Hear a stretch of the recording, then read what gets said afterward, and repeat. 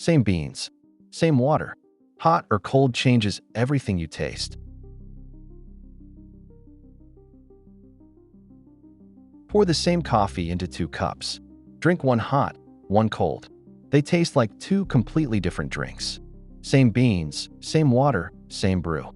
The chemistry hasn't changed at all. What changed is what your nose can smell. And smell, it turns out, is roughly 80% of what you call taste.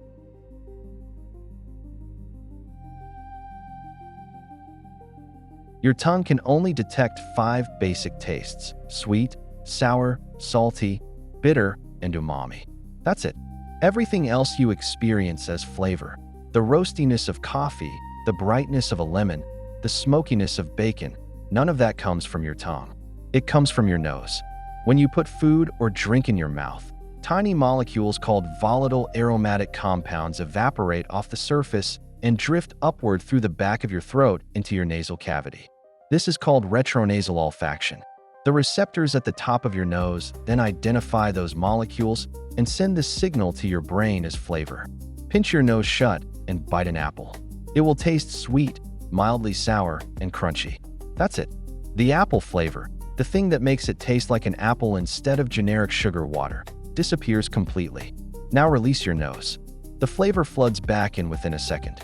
Scientists who study food perception estimate that roughly 80% of what we call taste is actually smell, delivered through this retronasal pathway from inside the mouth.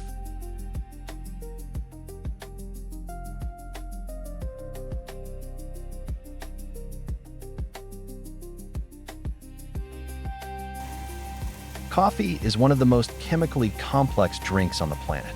A single cup contains around 800 different volatile aromatic compounds. More than wine, more than chocolate, more than tea. These are molecules with names like furans, pyrazines, aldehydes, and ketones, created in their hundreds during the roasting process when the Maillard reaction breaks down sugars and amino acids inside the bean. Each compound carries its own scent signature. Some smell floral, some smell nutty, some smell smoky, chocolatey, fruity, or earthy, and some, the bitter ones, the heavy phenolic compounds, smell harsh and burnt. When you drink hot coffee, all of those compounds are released into the air above the cup, into your mouth, and up into your nasal cavity at once. The full chord of 800 aromas hits your olfactory receptors in a fraction of a second. That's the flavor of hot coffee. But here's the key fact. Not all of those compounds evaporate equally.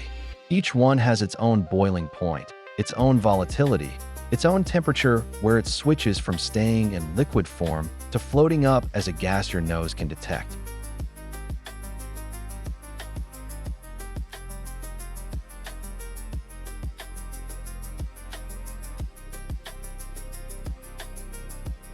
The physics of evaporation is described by an equation called the Clausius-Clapeyron relation, and it has one consequence that matters here.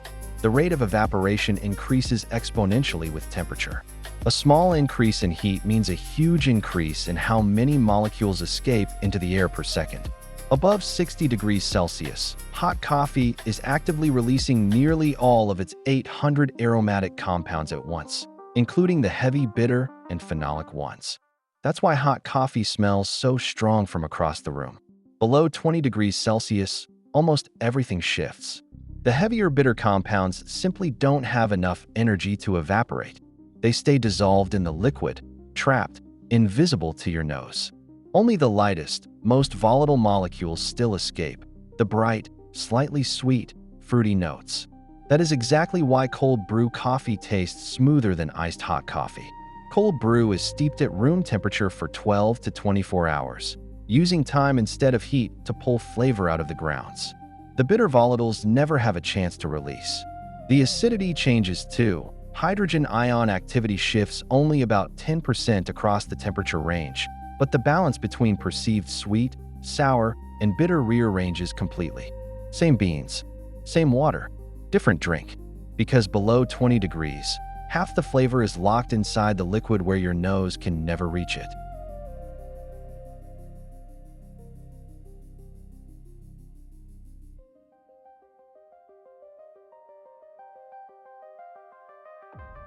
That's why cold coffee tastes different, even from the same beans. Subscribe to Curious Science for more questions where the kitchen meets the lab. Monday, why sunlight takes 8 minutes, and why a photon spends 100,000 years getting there.